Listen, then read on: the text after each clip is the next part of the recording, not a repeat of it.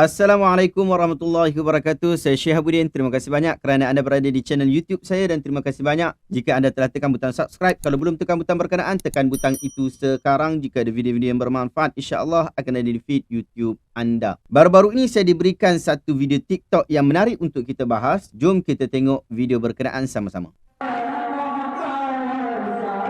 Isu ni saya nak bagi satu perumpamaan. Pernah tak kita tanya kenapa helikopter ni dia 3 bilah? Kenapa tak 5 bilah, 8 bilah, 10 bilah? Kenapa?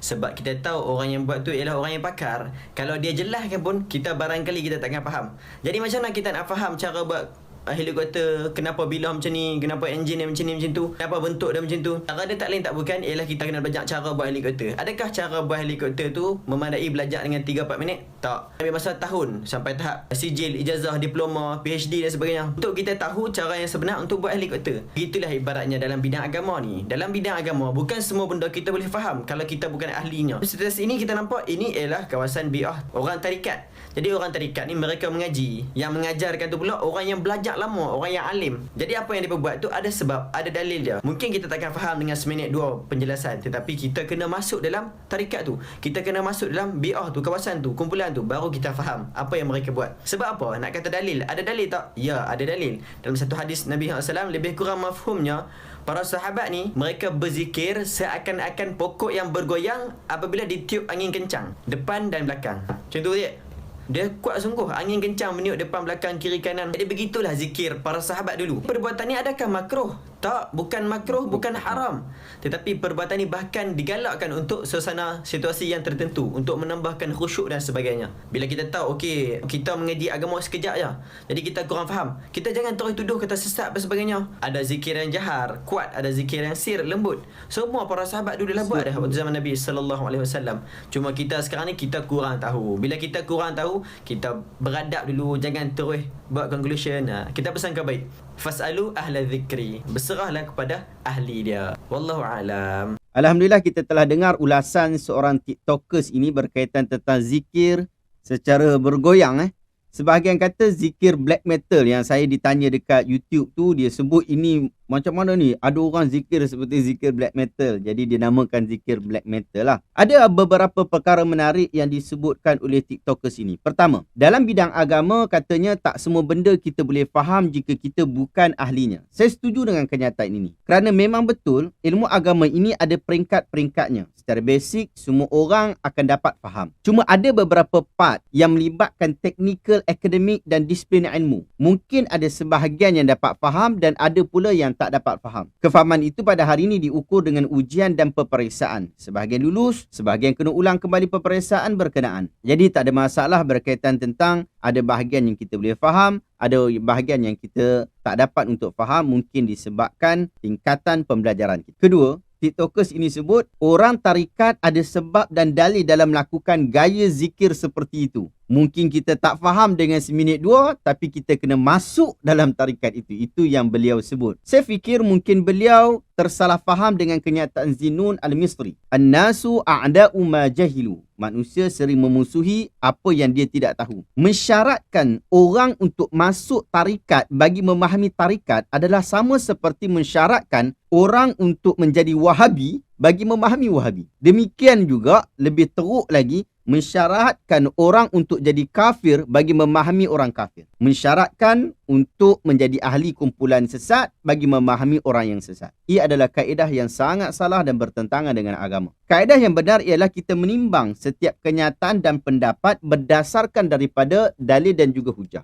Dalam surah Al-Baqarah ayat 111, Allah Ta'ala berfirman, وَقَالُوا لَنْ يَدْخُلَ الْجَنَّةَ إِلَّا مَنْ كَانَ هُودًا أَوْ نَصَارًا تِلْكَ أَمَانِيُّهُمْ قُلْ هَاتُوا بُرْهَانَكُمْ إِنْ كُنْتُمْ صَادِقِينَ. Mereka berkata tidak ada yang akan masuk ke syurga melainkan Yahudi dan Nasrani. Itu semua angan-angan mereka saja. Katakanlah kepada mereka, berikanlah penjelasan kamu sekiranya kamu yakin berada dalam golongan yang benar. Allah tak sebut, Muhammad, hang kena jadi Yahudi dan Nasrani dulu, baru hang tahu sebab apa mereka buat macam tu. Tak, Allah tak sebut macam tu. Allah kata, bentangkan dalil jika kamu yakin dalam kebenaran. Ketiga, Alhamdulillah, TikTokers ini dia bagi dalil. Katanya dengan dalil itu, membuktikan zikir dengan cara bergoyang-goyang ni digalakkan bagi menambahkan khusyuk. Jadi best kalau orang dah bagi dalil ni. Jadi kita boleh semak dalil dia. TikTokers ini sebutkan dalil, maka jom kita semak dalil berkenaan. Dalil yang disebutkan di dalam caption yang ada dalam video tu disebut kana ashabu Rasulillah sallallahu alaihi wasallam idza dzakarullaha tamayalu yaminan wa shimalan kama tatamayalu syajarah birrihil asif ila amam summa tarji'u ila wara. Sahabat Rasulullah sallallahu alaihi wasallam ketika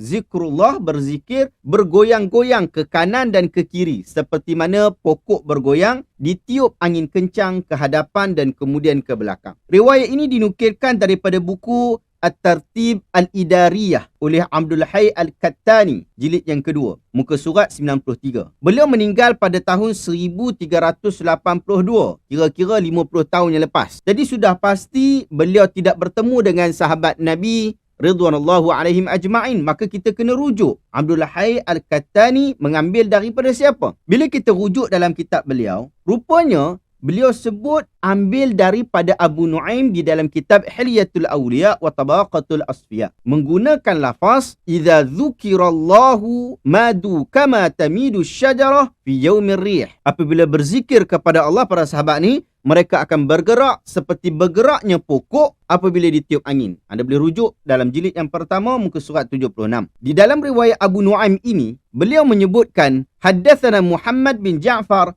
wa Ali bin Ahmad qala haddatsana Ishaq bin Ibrahim haddatsana Muhammad bin Yazid Abu Hisham haddatsana al-Muharibi an Malik bin Mighwal an rajulin min Ju'fi an Suddi an Abi Arakah. Dalam jalur ini ada masalah yang cukup jelas, iaitu ada ketidaktahuan terhadap perawi. Istilah yang digunakan dalam ilmu hadis disebut sebagai majhul, kerana disebutkan daripada Malik bin Mighwal, daripada seorang lelaki daripada Ju'fa. Tidak diberitahu siapakah nama lelaki berkenaan, sehingga riwayat ini sangat layak untuk dipertikaikan. Sebahagian pengkaji hadis cuba untuk membuat kajian tentang lelaki daripada Ju'fa ini siapa. Akhirnya mereka meletakkan kemungkinan dia ialah Amru bin Syamar. Sedangkan Amru bin Syamar ini adalah seorang yang berada dalam kategori yang cukup rendah dalam ilmu hadis. Al-Imam Al-Bukhari rahimahullah berkata, Amru bin Syamar munkarul hadis. Yahya bin Ma'in kata, tidak termasuk kumpulan yang dipercayai.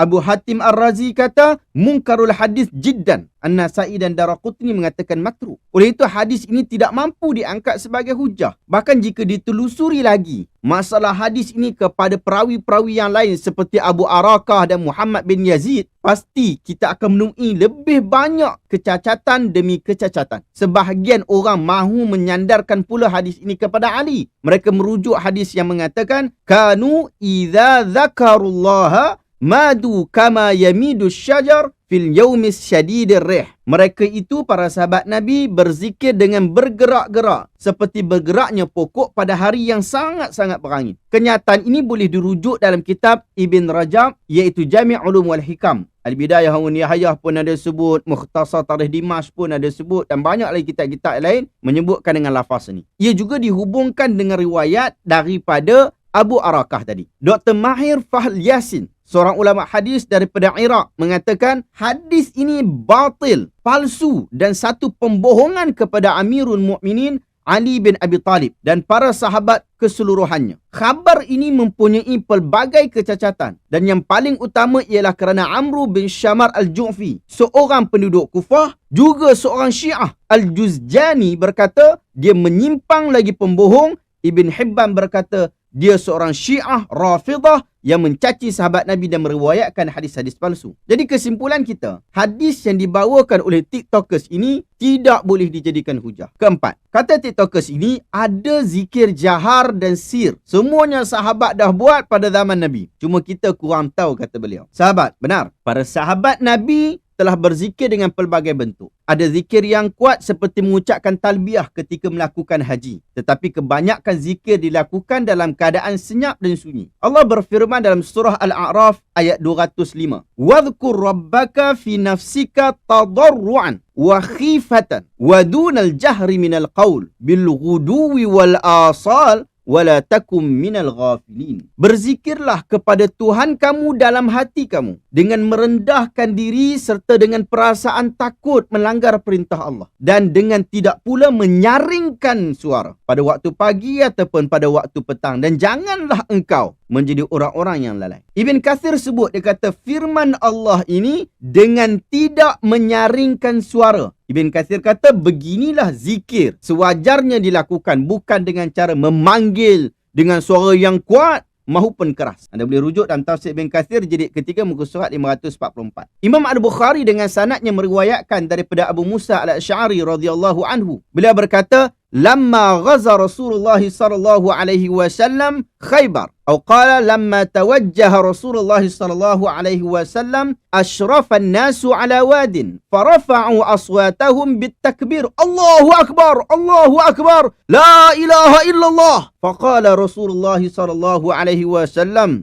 irba'u ala anfusikum innakum la tad'una asamma wala ghaiba innakum tad'una sami'an qariban wa huwa ma'akum. Ketika Rasulullah berperang dalam Khaybar, atau katanya ketika Rasulullah menuju ke Khaybar, orang-orang telah melihat sebuah wadi, tempat takung ayak. Lalu mereka mengangkat suara mereka dengan takbir, Allahu akbar, Allahu akbar, la ilaha illallah. Maka Rasulullah bersabda, kasihanilah diri kamu sekalian. Sesungguhnya kamu tidak menyeru yang tuli mahupun yang ghaib. Sesungguhnya kamu menyeru yang maha mendengar lagi dekat. Dan dia itu bersama dengan kamu. Hadis ini sahih, riwayat Imam Al-Bukhari. Para sahabat telah berzikir. Mereka diajar berzikir oleh Nabi SAW. Kesilapan mereka ditegur oleh Nabi SAW. Tetapi tidak diriwayatkan dalam bentuk yang telah dilakukan di dalam video kita tengok tadi. Jika dibiarkan, pasti orang jahil akan lebih melampau-lampau sehingga amukan black metal tidak lagi dapat dibezakan dengan zikir memuji Allah.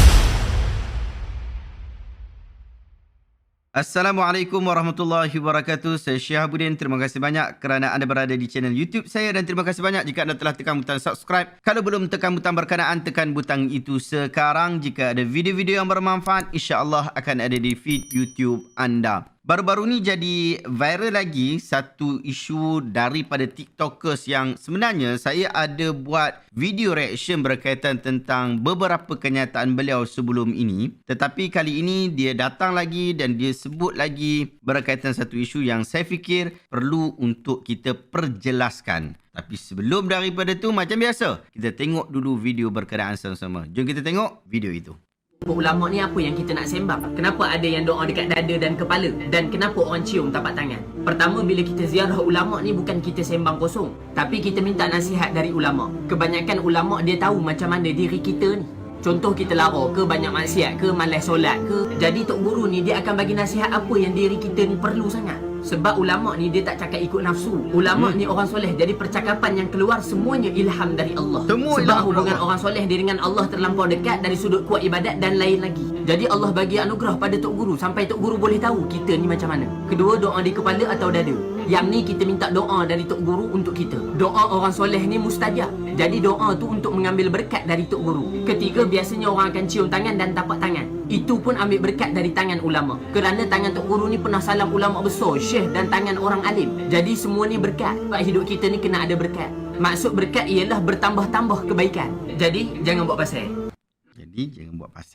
Alhamdulillah, kita dah tengok video berkenaan sama-sama tadi. Sahabat-sahabat, menziarahi ulama untuk minta nasihat, it's okay, tak ada masalah. Ia amalan yang bagus dan patut diteruskan. Tapi dakwa mereka tahu kita ni lara, banyak maksiat dan malas solat, yang ni tak patut dan menghampiri kesan kepada taksub guru yang berlebih-lebihan. Sebelum kita ulas lebih lanjut, saya nak ajak anda untuk bersama-sama di dalam projek koperasi kita. Yang ni koperasi yang kita kumpul sama-sama, iaitu daripada kalangan subscribers YouTube channel Syihabuddin Ahmad. Kita nak mudahkan penyampaian, melebarkan sayap dakwah dalam dunia digital ini dengan lebih padu. InsyaAllah kita nak grow juga YouTuber, TikTokers dan influencer yang lain untuk sama-sama dalam projek kita. Kita nak bina pelbagai apps, kita nak bina website yang bakal memudahkan orang untuk membuat kajian dan semakan terhadap fakta dan data agama.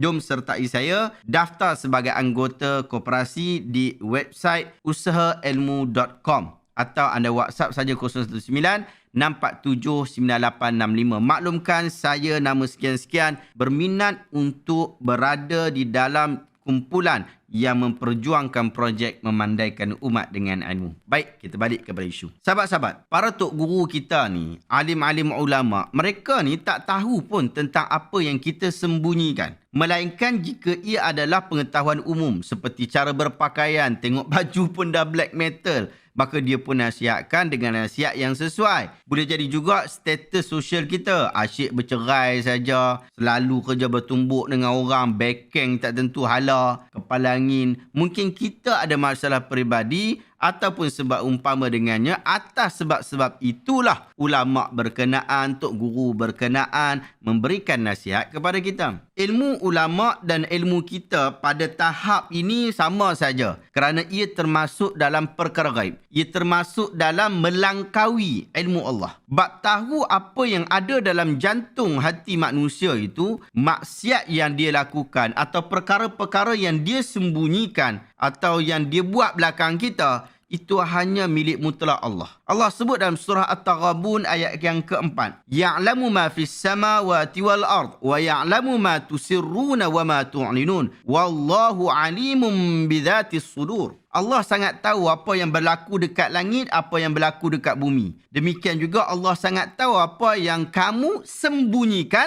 dan yang kamu tunjukkan. Allah juga sangat tahu apa yang ada pada dada-dada kamu. Jadi kita tak boleh kata Allah dan tok guru kita sama, mustahil. Kedua-duanya mengetahui apa yang kita simpan dalam hati kita. Maksiat, malah solat dan sebagainya. Tak boleh. Kita tak boleh kata macam tu. Salah kalau kita kata tok guru kita dan Allah mempunyai pengetahuan yang sama. Tok guru kita tak tahu perkara yang tersembunyi, melainkan apa yang telah kita zahirkan. Dalam sirah Nabi Muhammad SAW, Nabi sendiri tidak tahu tentang kebenaran kisah Aisyah difitnah berzina dengan Safwan ibn Mu'attal. Aisyah tu isteri Nabi. Tu pun Nabi tak tahu apa yang ada dalam jantung hati Aisyah. Apa yang Aisyah sembunyikan, apa yang Aisyah sebutkan. Safwan ibn Mu'attal tu itu adalah sahabat Nabi. Pun begitu, Nabi pun tak tahu apa yang ada dalam jantung hati Safwan. Adakah Safwan bersalah? Adakah Aisyah bersalah? Adakah kedua-duanya bersalah? Ataupun salah satu daripadanya bersalah? Ataupun kedua-duanya tidak bersalah? Nabi tak tahu. Bahkan Nabi itu Muhammad, seorang Nabi, utusan Tuhan, tu pun dia tak tahu. Takkan tok guru kita ni lebih level daripada Rasulullah? Takkan tok guru kita ni lebih tinggi darjatnya daripada Nabi? Itu mustahil. Jangan buat pasal. Anda pergi beli buku ni. Buku sirah Nabi Muhammad SAW yang ditulis oleh Syekh Safiur Rahman Al-Mubarakpuri. Buku ni saya dan juga tim Santai Ilmu Publication kita dah terjemahkan buku ni. Awak pergi rujuk buku ni muka surat 484 hingga 488. Kita cerita dalam buku ni, Syekh Safiur Rahman cerita berkaitan tentang hadis ifki. Anda beli dekat Shopee pun ada, dekat Lazada pun ada. Link saya letak dekat description seperti biasa. Kisah ifki ni, kisah fitnah kepada Aisyah radhiyallahu anha ni adalah bukti yang cukup jelas bahawa bab mengetahui apa yang disembunyikan manusia adalah hak milik Allah, bukan milik kita. Kita tak tahu. Itu yang pertama. Yang kedua, dakwaan bahawa ulama ini tak cakap ikut nafsu dan itu semua adalah ilham daripada Allah, Tak benar. Ini melampau. Cukup melampau. Allah bagi keistimewaan tak cakap ikut nafsu ni hanya kepada Nabi. Sebab tu dalam surah An-Najmu ayat 3 ayat 4 Allah Ta'ala sebut wa ma yantiqu 'anil hawa in huwa illa wahyun yuha. Muhammad itu dia tidak cakap apa-apa mengikut hawa nafsu dia, tetapi ia sebutkan atas dasar wahyu yang diwahyukan kepada dia. Saya faham bro kita ni tak sanggup sebut bahawa ia adalah wahyu, Tok Guru dapat wahyu. Kerana Tok Guru kita ni bukan Nabi yang menerima wahyu. Tetapi kaedah yang disebutkan oleh bro kita ini seolah-olah mengangkat tahap ilham sama dengan tahap wahyu Tuhan. Apatah lagi seolah-olah kemuliaan ilham adalah menjadi sesuatu keistimewaan yang kekal kepada Tok Guru. Kira Tok Guru ni semua yang dia cakap bersih saja. Tak ada percakapan maksiat, tak ada percakapan dosa langsung. Ini cukup merapu, ini tak boleh diterima. Ia seolah-olah memuliakan Tok Guru sehingga ke tahap maksum. Tiada dosa dan maksiat melampau. Sedangkan Nabi Muhammad SAW sebut, Kullu bani Adam khata'. Kullu bani Adam khata'un. Wa khairul khata'in at-tawabun. Setiap anak Adam melakukan kesalahan. Sebaik-baik orang yang melakukan kesalahan, kesilapan adalah orang yang bertaubat. Hadis ini hadis hasan diriwayatkan oleh Imam Ibn Majah di dalam sunan beliau. Bagaimana TikTokers ini boleh sebut ulama tak cakap ikut nafsu, semua ilham daripada Allah? Dalam pelbagai bab fiqh pun kita lihat pelbagai khilaf. Jika ilham kepada ulama ini betul kerana ia datang daripada Allah, mengapa masih wujud pandangan yang berbeza? Adakah tokoh yang mengambil pandangan satu lagi itu bukan ulama? Kerana ilham dia tak betul, atau bukan ilham, atau ilham tapi bukan daripada Allah, daripada syaitan? Tak betul. Jangan buat pasal benda macam ni. Ada satu kaedah yang popular, kaedah usul yang popular. Kalamul aqran yutwa wala yurwa. Pandangan orang yang berselisih dilipat, tidak diriwayatkan. Kenapa perlu wujud kaedah ni? Kerana ada sebahagian ulama yang bergaduh antara satu sama lain atas isu peribadi. Sehingga masing-masing apabila ditanya pendapat tentang ulama yang dia bergaduh tu, dia akan bagi label yang cukup berat. Contoh kisah popular iaitu kisah Imam Malik bin Anas bersama dengan Ibn Ishaq. Kedua-dua ni tokoh besar Imam Ahlus Sunnah wal Jamaah, tokoh besar dalam hadis, tokoh besar dalam fiqh, dalam agama Islam. Apabila Imam Malik selesai menyiapkan Muwatta', tiba-tiba Ibn Ishaq yang hidup pada zaman beliau, zaman sama dengan zaman Imam Malik di Madinah, dia kata, "I'ridu alayya ilma Malik fa inni baitaruh." Bentangkan kepada aku ilmu si Malik itu, biar aku bedah ilmu dia. Marah Imam Malik bila dengar perlecehan Ibn Ishaq. Lalu dia kata, "Unzuru ila dajjalin minad dajajilah." Tengok tu, itulah salah satu daripada dajjal, daripada banyaknya dajjal. Anda boleh rujuk kisah ni dalam pelbagai kitab, antaranya dalam Du'afa al-Kabir, jilid yang keempat, muka surat 23. Disebutkan kisah ni. Kalau kita orang utara, kita kata dajjal betul ya. Tidak ada sesiapa yang terlepas dalam melakukan kesalahan dan dosa. Ilham itu bukanlah terlekat pada dada ulama sentiasa, dan ia bukanlah hujah apa-apa. Jangan melampau dalam memuliakan para ulama. Tolong sahabat-sahabat. Mereka ini, ulama ini, Tok Guru ni, orang saleh. Mereka ini adalah tokoh. Mereka adalah ansarus sunnah, penegak kebenaran. Muliakan mereka atas dasar berkenaan. Jangan berlebihan. Kelak makan diri. Jangan buat pasal. Seterusnya yang ketiga. TikTokers ini sebut berkaitan tentang Tok Guru pegang kepala dan dada untuk doa. Dan ia termasuk dalam isu doa orang soleh. Saya tak berapa ada masalah sangat dalam bab ni. Bahkan cium tangan Tok Guru pun tak ada masalah. Boleh jadi dianggap cium tangan orang soleh lah. Cuma apabila TikTokers ini sebut cium tangan Tok Guru untuk dapat berkat. Sebab dia juga pernah salam orang soleh. Menarik kan? Tapi kita tak terfikir ke? Jika hanya kerana dia pernah salam orang soleh, dia juga pernah pegang najis dengan tangan itu. Adakah keberkatan hanya dengan pernah menyentuh tangan orang yang soleh lain? Kalau sekadar sentuhan lalu dapat berkat, maka berkat itu dah hilang. Disebabkan dah basuh tangan. Itu bukan konsepnya. keberkatan itu bukanlah daripada diri orang soleh berkenaan. Bukan kepada tubuh badan dia ataupun salaman dia. Keberkatan itu atas ilmu dia, atas amalan dia, atas perbuatan dia mentaati perintah Tuhan. Bukan kerana dia salam orang lain lalu ambil berkat main pusing-pusing macam tu. Para sahabat Nabi ridwanullahu alaihim ajma'in, mereka ni mengambil berkat daripada tubuh badan Nabi dan barang tinggalan Nabi. Tetapi mereka tidak mengambil berkat daripada tubuh dan barang tinggalan Abu Bakar, Umar dan Osman. Jika benar ada kelebihan ambil berkat daripada orang saleh selain pada Nabi SAW, adakah Abu Bakar, Umar dan Osman ni tak cukup soleh untuk diambil berkat daripada mereka? Jadi jangan buat pasal dan jangan buat pandai. Wallahu ta'ala alam. Sahabat, adakah anda dapat sesuatu ilmu yang bermanfaat pada hari ini? Jika anda rasa video hari ini bermanfaat, tekan butang share. Semoga orang lain juga mendapat manfaat yang sama. Sahabat-sahabat, projek kita, jangan lupa untuk projek Pustaka Asyamilah kita masih memerlukan banyak sokongan daripada anda. Jangan lupa untuk tekan butang dekat description tu. Saya letakkan link untuk kita memberikan sokongan di syihabuddinahmad.com/infak. Terima kasih banyak sahabat-sahabat. Jumpa lagi pada video berikutnya. Assalamualaikum warahmatullahi wabarakatuh.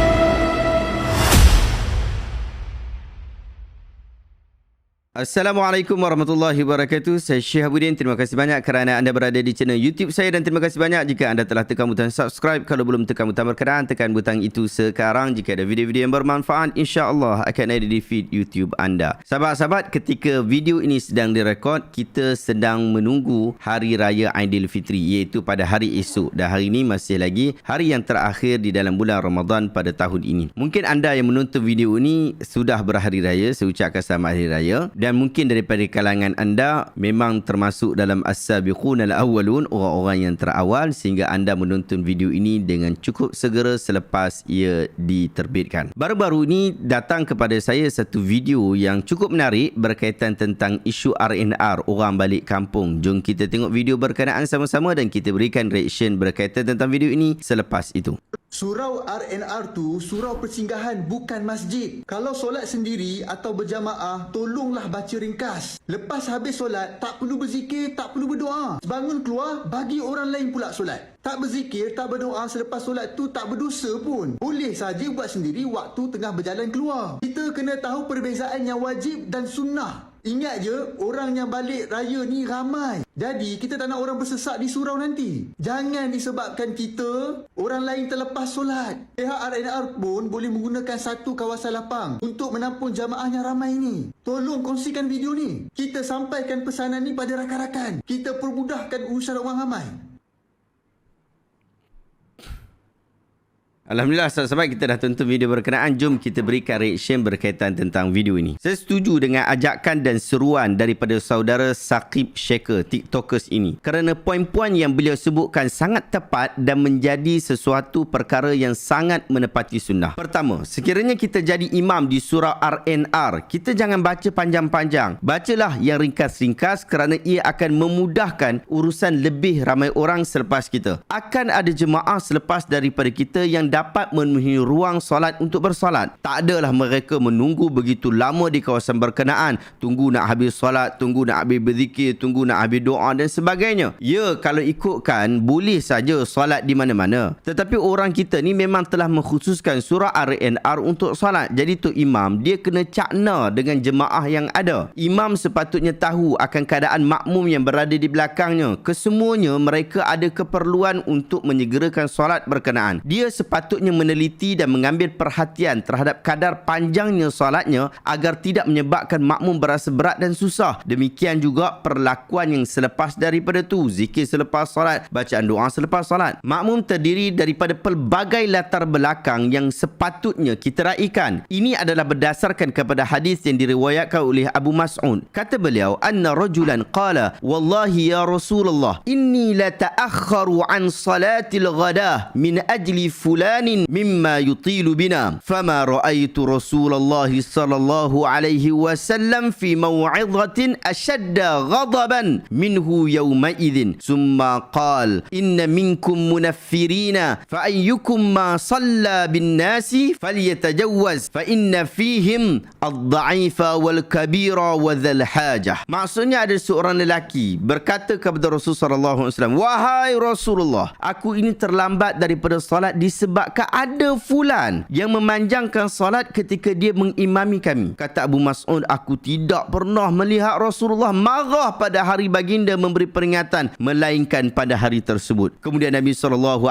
bersabda, sesungguhnya ada di antara kalian yang akan lari. Sesiapa yang menjadi imam maka ringkaskan. Ada dalam kalangan makmum yang lemah, ada yang tua dan ada yang mempunyai hajat untuk diselesaikan. Hadis ini sahih riwayat Imam Al-Bukhari. Jelas di dalam hadis berkenaan menunjukkan bahawa keadaan imam yang perlu cakna dengan makmum, apatah lagi di RNR yang mana hampir kesemuanya mempunyai hajat. Sama ada hajat untuk menyegerakan perjalanan, hajat untuk menyegerakan solat atau seumpama dengannya. Tu imam jangan buat tak tahu tentang perkara ini. Dia patut ambil perhatian terhadap isu ini dan itu sangat penting. Kedua, tak perlulah tu imam jadi tekong majlis zikir atau doa berjemaah seperti mana yang disarankan oleh Saqib Syakir tadi. Kerana tanggungjawab dia selaku imam telah selesai dengan memberikan salam. Bila dia sebut Assalamualaikum warahmatullahi, Assalamualaikum warahmatullahi, maka dia segera bangun dan berzikirlah sendiri-sendiri di luar. Dengan melakukan hal berkenaan, makmum yang lain juga akan bangun dan memberikan peluang kepada jemaah yang lain. Makmum ni dia sebenarnya dia tak kisah pun imam dia nak zikir ke, imam tak zikir ke. Dia pun tahu zikir selepas solat tu adalah perkara yang sunat, bukanlah perkara yang wajib. Dia hanya ikut tu imam saja. Kalau imam segera keluar, dia akan sedar untuk segera keluar. Tapi kalau imam berdoa dan berzikir di tempatnya, pasti makmum-makmum ni dia malu Allah untuk bangun, lalu dia pun duduk dekat situ. Tetapi sangat menyedihkan jika makmum-makmum ini terpaksa malu Allah kepada tu imam yang tak erti bahasa. Jadi imam tolonglah tunjukkan tindakan yang terbaik pada waktu terdesak berkenaan. Apatah lagi pada waktu-waktu yang singkat seperti waktu solat subuh, waktu solat maghrib, dan ini adalah solat yang crucial. Ramai daripada kalangan imam-imam di surau-surau Al-Indar dia tak menjaga hal seperti ini. Sahabat-sahabat, tiada kewajipan untuk zikir selepas solat itu mesti dibuat di dalam surau. Anda boleh saja membuat zikir dan berdoa di dalam perjalanan menuju kereta atau di luar solat. Yang penting zikir-zikir itu dibuat selepas solat, tanpa kemestian anda mesti berada dalam masjid ataupun tak berada dalam masjid, duduk dalam surau ataupun tak duduk dalam surau,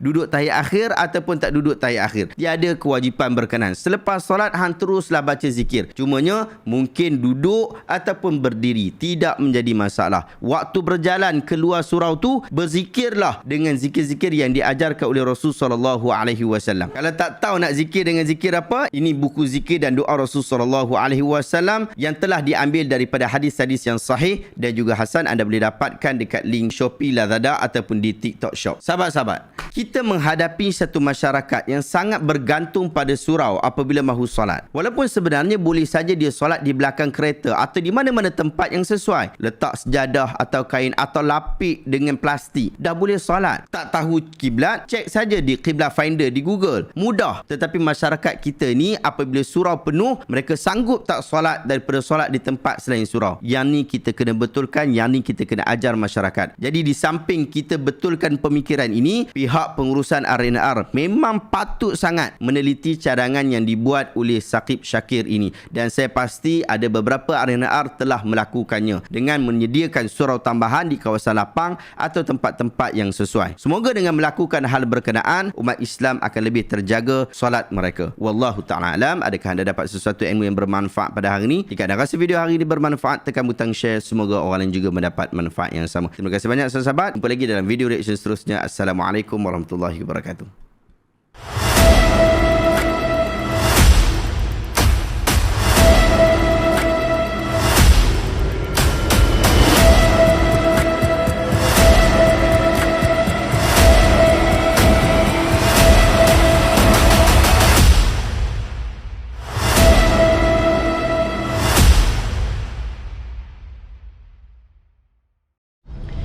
Assalamualaikum warahmatullahi wabarakatuh. Saya Syahabudin. Terima kasih banyak kerana anda berada di channel YouTube saya, dan terima kasih banyak jika anda telah tekan butang subscribe. Kalau belum tekan butang berkenaan, tekan butang itu sekarang. Jika ada video-video yang bermanfaat, insya-Allah akan ada di feed YouTube anda.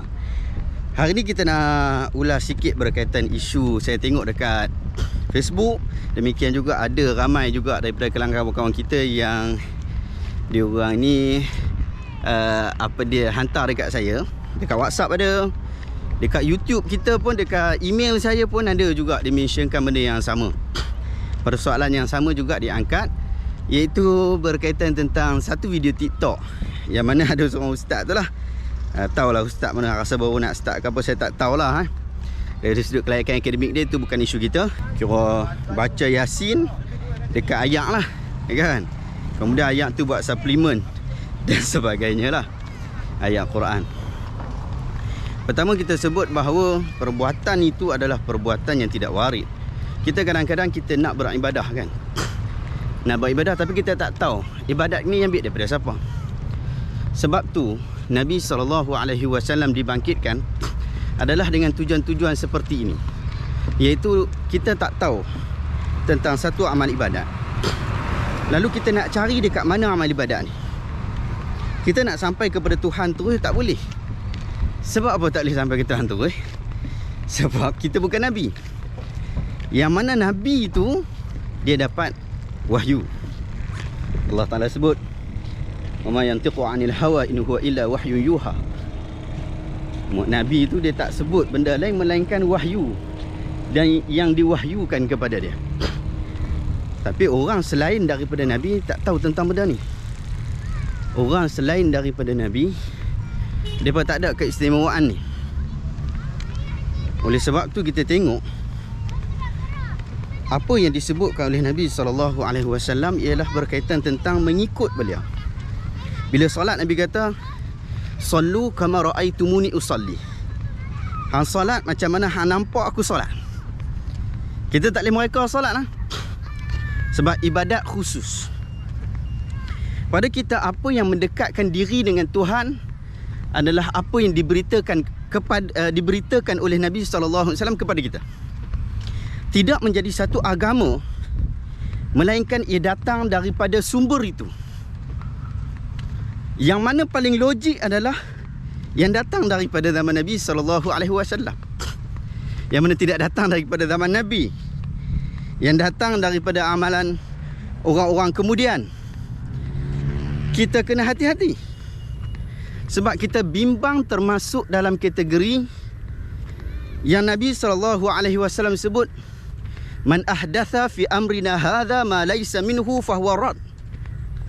Siapa yang buat satu benda yang bukan daripada amalan orang-orang kami, orang-orang kita, iaitu apa yang diajar oleh Nabi SAW, maka perbuatan itu ditolak.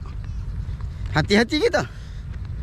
Sebab ibadat kita tak boleh ambil orang lain melainkan ambil daripada Nabi. Sehingga popular satu kenyataan, satu kata-kata, "Lau kana khairan lasabaquna ilaih." Kalau benda tu betul-betul bagus, nescaya orang-orang terdahulu daripada kita, sahabat-sahabat Nabi, tabi'in, tabi'in akan mendahului kita. Sebab perkara baik, apa sahaja perkara yang dianggap baik oleh agama. Itu kata-kata yang kata-kata para ulama, dia kata apa? Al-hasanu ma hasanahu syara' wal qabihu ma qabbahahu syara'. Yang baik itu adalah apa yang agama anggap baik. Yang buruk itu adalah apa yang agama anggap buruk.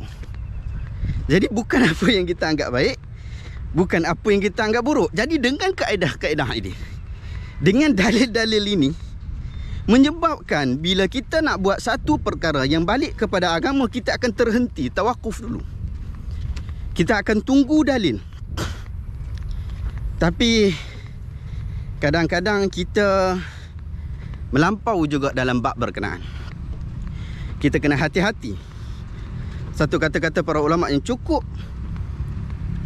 padu untuk kita ingat ialah apabila satu bid'ah, satu perbuatan baru yang dilakukan, maka dia akan mematikan satu sunnah. Satu benda baru dalam agama dibuat, dia akan mematikan satu sunnah. Macam kita tengok adik-adik kita tadi tu, dalam video tu. Kita tengok adik-adik kita tu, dia pergi kumpul depan kukur kau kowe, aku tak tahulah. Duduk kumpul depan tu, lepas tu pergi buat baca Yasin. Biasa orang buat baca Yasin dekat ayat biasa tu kan, ayat botol tu. Yang ni ambil ayat kuku, ayat penafis ayat, lepas tu buat macam tu. Mai pula datang satu orang ustaz kita ni, qila wa yuqalu annahu al-ustaz. Katalah dia tu ustaz.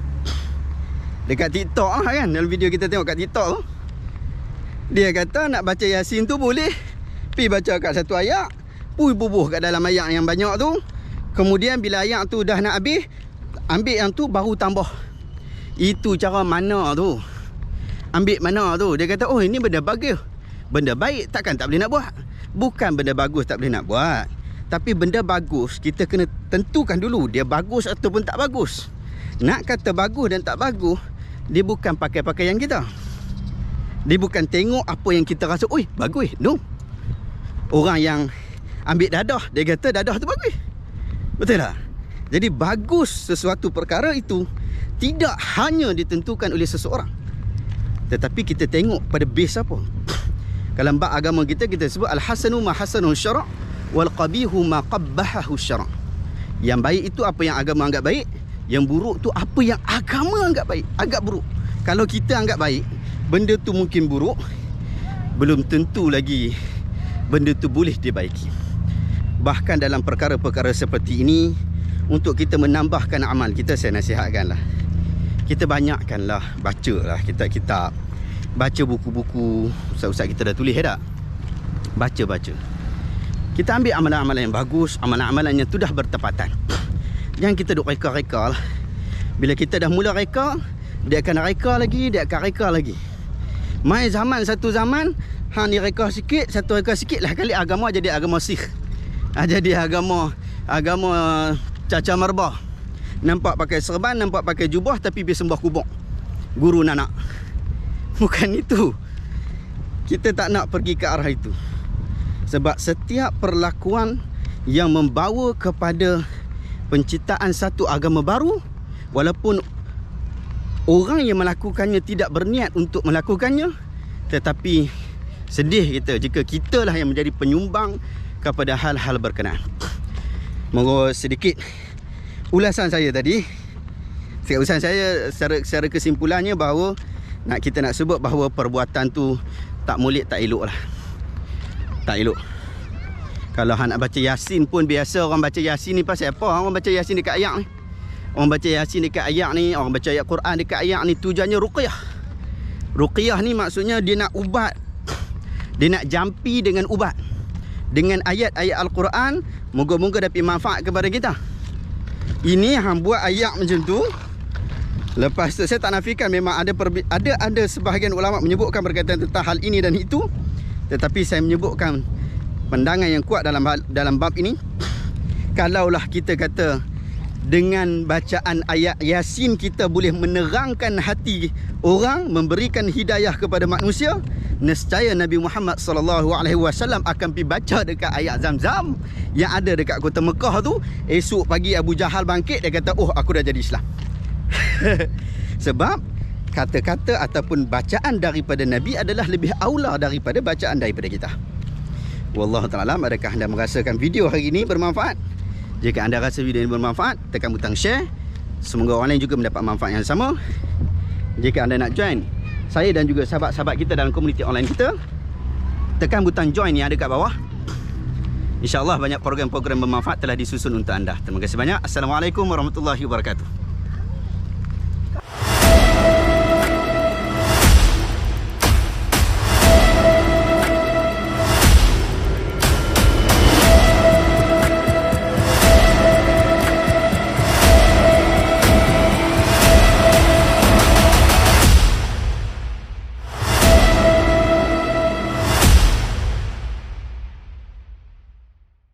Assalamualaikum warahmatullahi wabarakatuh. Saya Syekh Budin. Terima kasih banyak kerana anda berada di channel YouTube saya dan terima kasih banyak jika anda telah tekan butang subscribe. Kalau belum tekan butang berkenaan, tekan butang itu sekarang. Jika ada video-video yang bermanfaat, insya-Allah akan ada di feed YouTube anda. Baru-baru ni jadi isu yang cukup viral apabila ada isu lelaki dayus apabila hantar isteri ke hospital kerajaan, biarkan doktor lelaki yang uruskan isteri mereka. Jom kita tengok video berkenaan sama-sama. Okey, video yang pertama. Kadang-kadang dia kata tak masuk akal doktor. Tak masuk akal, lelaki di luar sana. Minta maaf, anda nak marah sana marah. Oh, boleh marah Takut dosa dengan Allah Taala. Besok Allah Taala tanya, ya, aurat isteri kamu tu tidak adalah kemudaratan kerana ramai sangat doktor-doktor wanita di luar sana. Ramai doktor wanita. Wanita doktor bersalin wanita tu lebih ramai. Data dia dapat mana ni? Doktor-doktor lelaki juga yang nak sambut bini awak. Nak tengok bawah bini awak tu semua. Mana dia seorang lelaki? Mana seorang yang ada cemburu? Cemburu. Kepada melihat aurat isteri dia, bawah tempat rahsia hanya suami dia tahu. Ya. Cemburu. Mana rahsia dia? Mana dia? Saya kata mana kebenaran Ustazah, kamu sebagai seorang suami? Kamu ingat di dunia kamu boleh lepas tangan. Alah apa susah, pergilah, aku tak nak ambil tahu. Kau tak ada, kau sakit, kau pergi ustaz. Allah Ta'ala kamu bela wanita. Jangan main-main. Sehebat sebab mana kamu ustaz, kamu hebatlah macam mana pun di luar sana mengajar ceramah macam mana. Kalau bini anda disambut oleh lelaki, disambut bawah kamu tu dilihat oleh lelaki-lelaki yang bukan suaminya, sedangkan doktor perempuan tu ramai, kamu bertanggungjawab di hadapan Allah. Kamu dayus, suami yang dayus. Dayus Suami yang tidak ada ihsan. 23 kali. Membela maruah isteri. Ya. Lepas kamu bertanggungjawab, bayarlah doktor swasta pun. Ya, kadang kita tahu hospital swasta tu sebulan 4,000. Isteri beranak 9 bulan. Letak duit simpan sedikit-sedikit. Standard 4-5 ribu. Kepada Allah Ta'ala. Bayarlah doktor perempuan. Oh, kerana kita kata bentang-bentang bukan kita beranak. Korang kalau lelaki, ya, sakit perut pun bising. Sakit perut sikit pun korang dah kecoh. Perempuan tak sakit pun. Kadang-kadang kita senang je. Oh, tak apalah, ya, operation. Laki dia kan? Lepas operation tu, kamu mampu ke menjaga isteri kamu seumur hidup? Wanita yang operation, ya, seorang suami kena jaga seumur hidup. Jaga macam mana seumur hidup? Ya, bekas dia tu diambil air tulang belakang, di bahagian tulang belakang mereka. Kesan, ubatan mereka tu, ya, nak bangkit pun susah, nak bangun pun susah. Apa kaitan dengan dayus tadi? Kamu biarkan isteri kamu dengan nak uruskan anak, terus lagi dengan masak lagi dengan apanya. Dah habis pantang dah, dah habis pantang. Jahitan tu nampak baik luka di luar, tapi luka dalam mereka tu kamu tahu atau tidak? Dan kamu tambahkan lagi. Luka di dalam hati mereka tu, besok patut Allah Ta'ala kata, Allah Ta'ala nak bagi lelaki tu masuk syurga atau tidak. Kalau memang syurga di tapak kaki suami, redha suami di bawah angkat syurga tu di bawah keredaan suami. Kalau seorang perempuan tu nak masuk syurga bawah keredaan. Tetapi Allah Ta'ala akan tanya kepada isteri-isterinya, adakah suami itu berbuat baik kepada isteri-isteri? Yang belakang tu saya tak pernah nak faham sangat connection dia dengan isu dayus yang depan tu. Sebab bila dia kata dapatkan rawatan daripada doktor perempuan, apa kaitan dia dengan jahitan tadi? Sebab kalau awak pergi doktor lelaki ke doktor perempuan ke, kalau kena scissor juga. Tapi kita tengok pada video yang kedua. Tadi isterinya, ni kita masuk lelakinya pula. Ni suami dia, ustaz apa lah. Sampai seteruk itu kamu letakkan maruah isteri kamu ni. Bidadari kamu di dunia ini. Ya, kamu buat macam tu. Pagi tadi saya dengar sendiri ada orang lelaki telefon. Ya. Telefon bini dia ni. Bini dia nak bersalin. Ya. Doktor minta 10,000. Minta duit kat ustazah. Kamu lelaki, kamu suami. Kamulah bertanggungjawab. Waktu kamu bersama-sama dengan isteri kamu di malam pertama, apakah kamu tidak terfikir kamu akan ada anak? Orang komen tu jangan macam sedapnya saja kamu ambil. Hei lelaki. Tengok komen tu. Komen tu. Hater saja. Ya. Sepatutnya ya, malam pertama kamu menumpahkan air mani kamu tu, ya, 9 bulan Allah Ta'ala beri tempoh ya untuk kamu bersiap sedia. Ada komen lelaki bini sama. Memberikan tempat yang terbaik untuk suami itu isteri kamu bersalin. ya, hanya dikenakan beberapa ringgit sahaja, ya. Berapa Kamu ringgit, sanggup serahkan maruah, ya. Hei para isteri, Maruah. ya, sedar, ya. Begitu murahnya maruah kamu, ya, di mata suami kamu. Hey. Ya. Mana pengorbanan seorang suami, ya? Sepatutnya seorang suami demi maruah, Ada yang demi gaji satu kemudahan, demi keselesaan, isteri yang berjuang, ya, melahirkan anak, sama ada, ya, ada dua kemungkinan, boleh jadi hidup, boleh jadi mati, ya, sedang berjuang, ya. Kamu sedap-sedap je, ya. Malam pertamanya sedap, lepas tu 9 bulan tu semuanya kau sedap-sedap je. Makan sedap, ya, segala-galanya sedap. Isap rokok, kau tak fikir benda tu, ya, membazir, ya. Maruah isteri kamu nak letak di mana, ya. Kemudian kau hantar. Oh, habis. Ada lagi dia sebut. Saya pun tak tahu apa yang kita ambil dekat TikTok ni je. Tak tahu apa dia sebut lagi lepas tu. Tapi saya menarik tadi. Saya suka tengok tadi dekat dia punya apa? Dekat dia punya komen-komen tu. Komen-komen tu haters saja. Maksudnya haters pada kenyataan dia ni lah. Dia semua tak setuju kenyataan daripada ustaz ni lah. Dia kata orang gaji sikit lah, apa semua bagai lah dalam ni. Kau boleh tengok lah video ni nanti kemudian. Kemudian ada satu lagi daripada seorang TikTokers. Ni bukan ustaz juga. Dia ni TikTokers juga. Dia TikTokers. Nak kata ustaz, dia tak ada kelayakan akademik di dalam bahagian berkenaan. Tapi kita nak dengar juga. Video dia pun viral juga. Kita dengar juga dia kata apa. Ya, betul. Lelaki yang membiarkan isteri dia bersalin dengan doktor lelaki itu dikira lelaki yang dayus. Okey, bismillah. Dayus ni ada banyak erti.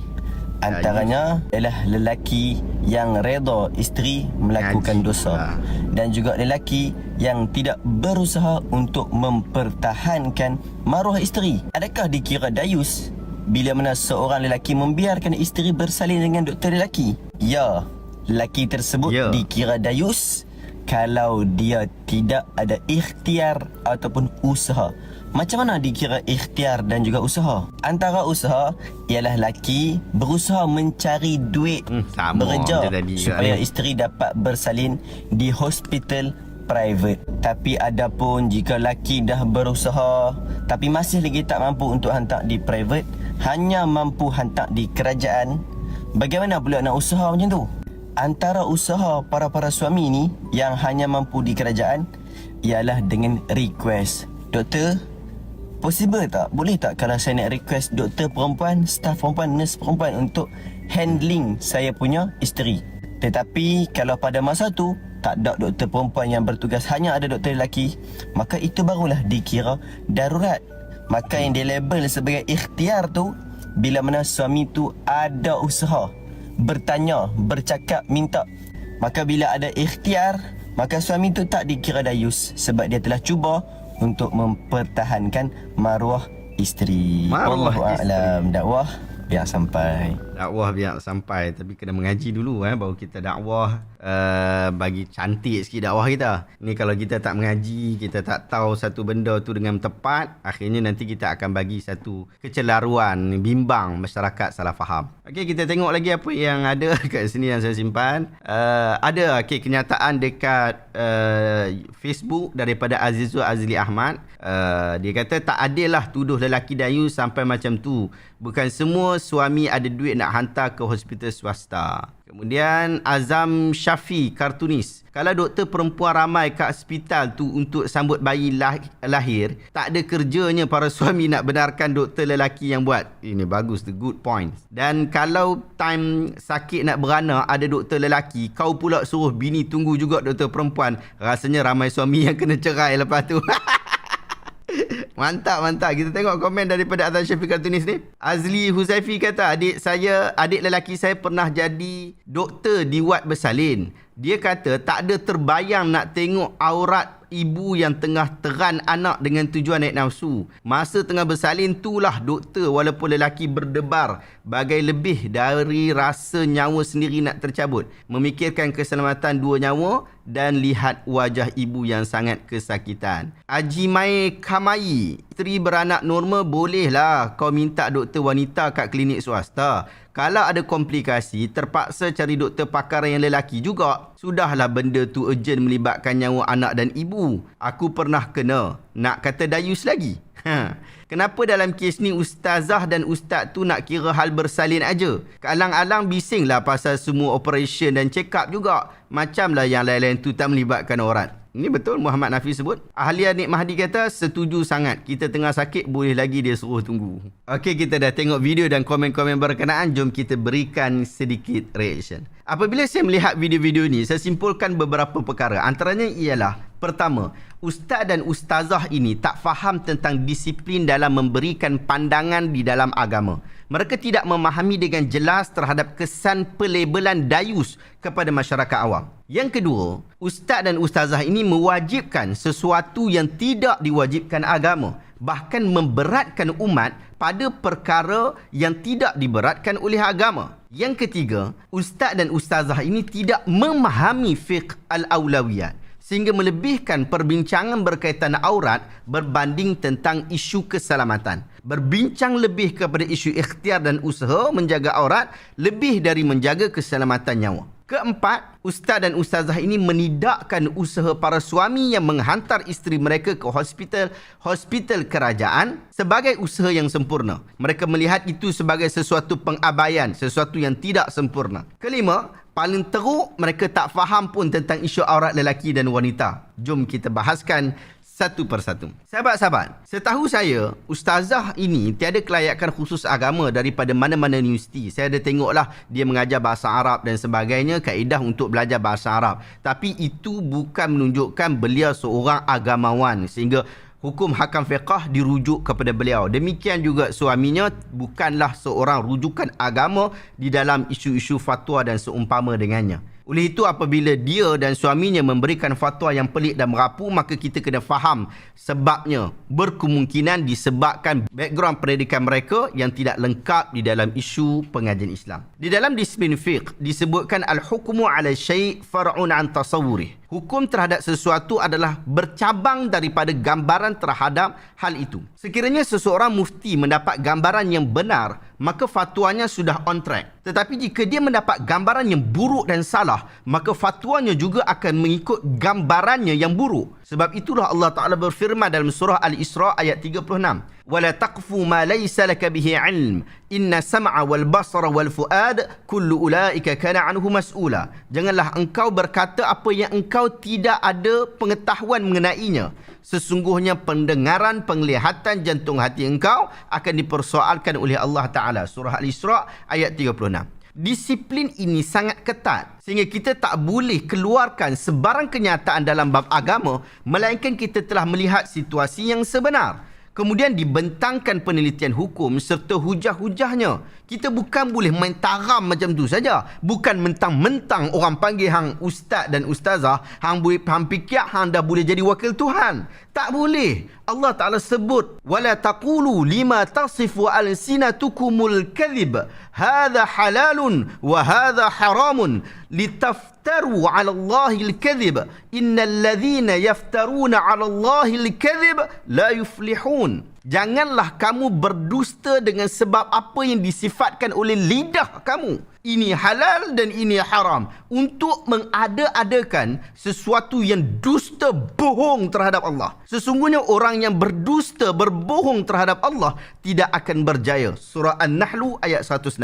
Ibn Salah dia sebut, dia kata sesungguhnya seseorang yang faqih tidak dianggap sebagai faqih kecuali memahami dengan sebenar-benarnya. Ini kerana gambaran sesuatu masalah mengikut wajahnya yang sebenar. Kemudian dinukilkan segala hukumnya selepas mendapatkan kesempurnaan gambaran sesuatu itu. Sama ada zahir atau yang tersembunyi, dan ia tidak mampu dilakukan kecuali orang yang benar-benar faqih dan mempunyai jiwa kefaqihan. Anda boleh rujuk dalam Adab Al-Mufti wal Mustafti, jilid yang pertama, muka surat 37. Ustaz dan ustazah ini dia tak faham bahawa di Malaysia buat masa ini tiada kemampuan untuk memberikan pilihan jantina doktor dalam menguruskan hal ehwal hidup mati seseorang. Bahkan doktor-doktor pakar ONG sendiri pun tidaklah ramai. Jika ramai pun, tidaklah ramai daripada kalangan mereka itu adalah perempuan. Maka, mewajibkan sesuatu yang memberatkan umat adalah perkara yang salah dan dilarang. Hospital-hospital swasta di Malaysia pun bukan semua mereka adalah doktor perempuan. Bahkan hospital bersalin yang Islamik pun sebahagiannya mempunyai pakar-pakar ONG daripada kalangan lelaki. Tahun 2014, kali pertama anak saya akan dilahirkan. Saya mencari-cari hospital Islamik yang menawarkan doktor perempuan. Bila semak punya semak, terkejut saya dengan isteri. Rupa-rupanya kebanyakan hospital memang ada doktor lelaki. Maksudnya, doktor pakar ONG ni memang ramai lelaki berbanding perempuan. Bahkan di swasta pun, bukan kerajaan saja. Itu gambaran yang kita perlu tahu sebelum kita nak keluarkan satu-satu kenyataan. Kedua, perkataan dayus yang digunakan oleh ustaz dan ustazah ini sangat berbahaya. Kerana dayus adalah salah satu daripada dosa-dosa besar. Anda boleh rujuk dalam kitab Al-Kabair wa Tabyin Al-Harim yang ditulis oleh Al-Imam Al-Zahabi ni. Saya letak link dekat bahagian description. Dalam hadis sahih yang diriwayatkan daripada Ammar bin Yasir radhiyallahu anhu, Rasulullah SAW sebut, "Thalathatun la yadkhuluna al-jannata abada. Ad-dayyuthu minar rijal war-rajulah minan nisa wa mudminul khamar." Faqalu ya Rasulullah, amma mudminul khamri faqad arafnah, fama ad-dayyuthu minar rijal? Qala alladhi la yubali man dakhala ala ahlihi. 3 golongan yang tidak memasuki syurga sampai bila-bila, iaitu lelaki yang dayus, wanita yang menyerupai lelaki dan orang yang ketagihan arak. Lalu para sahabat Nabi bertanya, "Wahai Rasulullah, kami telah faham maksud orang yang ketagihan arak. Tetapi apakah itu lelaki yang dayus?" Nabi SAW sebut, iaitu orang yang tidak mempedulikan siapa yang masuk bertemu dengan ahlinya, dengan ahli keluarganya. Hadis ini dalam riwayat Imam Bahaqi dan Syu'abul Iman. Hadis yang sahih. Jadi, jangan senang-senang nak kata lelaki ini dayus apabila menghantar ke hospital kerajaan dan membiarkan doktor lelaki yang menguruskan isteri. Berat hukuman dia. Apatah lagi gambaran dayus itu tidak jelas. Adakah awak nak kata suami yang biarkan doktor lelaki uruskan isterinya itu adalah dayus hanya kerana dia melihat kemaluan isteri lelaki berkenaan? Sebab tu saya kata ustaz dan ustazah ni dia tak faham situasi. Dia ingat keadaan tu sama dengan keadaan lelaki yang sewakan isteri untuk dirogol di katil rumah dia. Lelaki itu menonton isterinya dicium dan diperkosa, sedangkan dia tengok TV sambil makan super ring. Ataupun dia membiarkan anak isteri dia bawa lelaki lain masuk dalam rumah dan mereka buat apa benda dekat dalam rumah yang dia tak heran langsung. Itu baru dayus. Dan itu tak sama dengan keadaan lelaki-lelaki yang hantar isteri dia pergi hospital. Tak sama. Doktor itu diperlukan untuk menyelamatkan nyawa anak dan isteri awak. Ingat, dia nak tengok sangatkah kemaluan isteri awak tu, yang kadang-kadang tu tak sempat nak cukur bulu. Kemaluan yang tidak menggairahkan dan sangat tidak menaikkan nafsu. Bentuk kemaluan itu, faraj itu, bukan lagi dalam bentuk faraj atau kemaluan yang awak sering tonton. Bukan macam tu bentuknya lagi.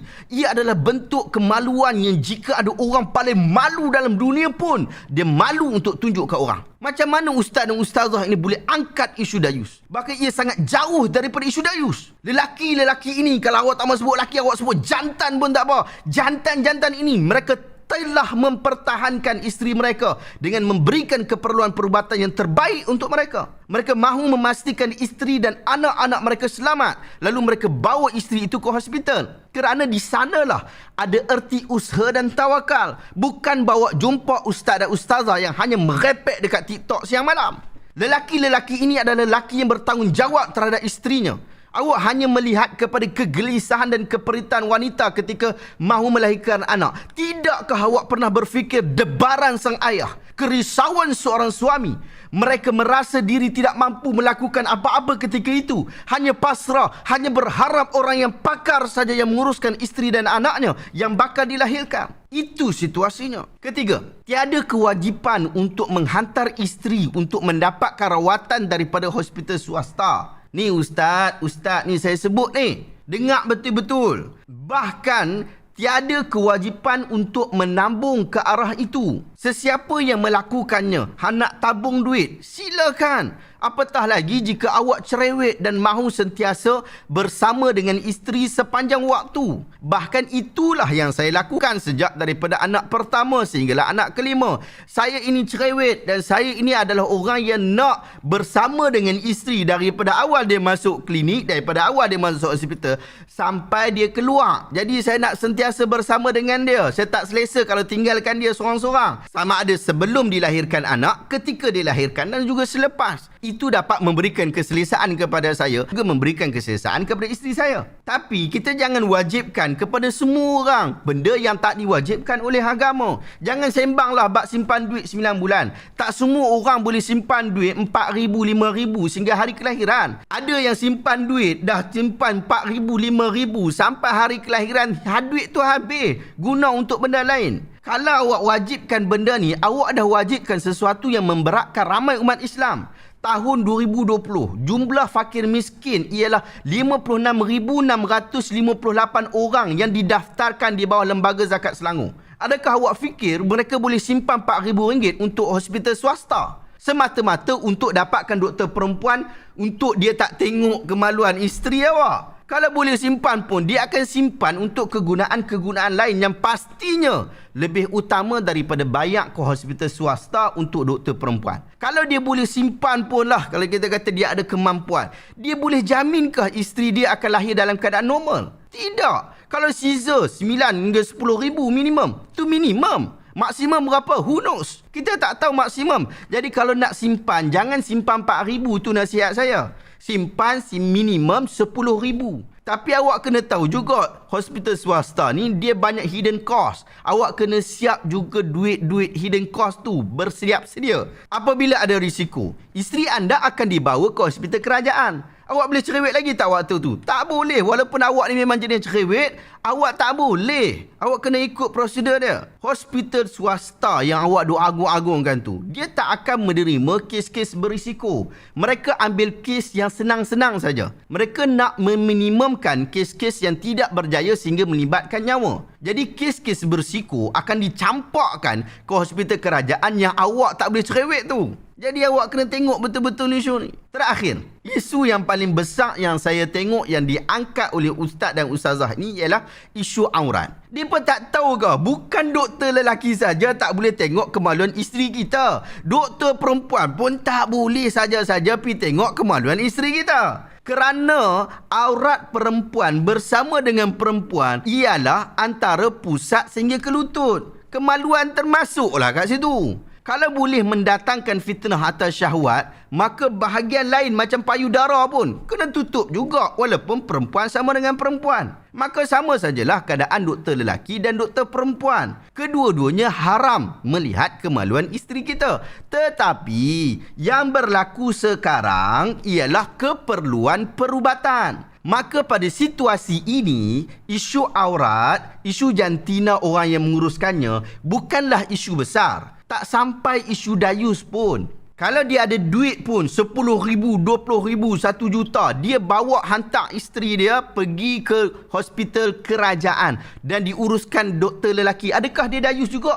Tak, dia tak dayus juga. Kalau dia ada pilihan, dia buatlah pilihan. Kalau dia tak ada perluan untuk buat pilihan, dia tak payahlah buat pilihan. Apa awak ingat? Lelaki ni bongok sangat sampai kalau ada pilihan doktor lelaki pakar dengan doktor perempuan pakar, dia akan pilih doktor lelaki. Kalau dia pilih macam tu, dia memang bongok lah. Memang bodoh. Wajib masuk tadika balik. Tapi kalau ada pilihan antara doktor wanita tidak pakar atau jururawat yang pakar berbanding dengan doktor pakar ONG lelaki, kemudian si suami pilih doktor lelaki, doktor pakar lelaki, maka itu tak ada masalah sebab dia mencari yang pakar. Isunya dalam bab perubatan, keutamaannya adalah kepada kepakaran, bukan isu jantina yang paling utama. Sangat bodohlah kalau kita pergi memilih isu jantina berbanding isu kepakaran. Ditambah lagi, di mana-mana hospital dan klinik bersalin, mereka bodohlah kita jika kita mengangkat lebih isu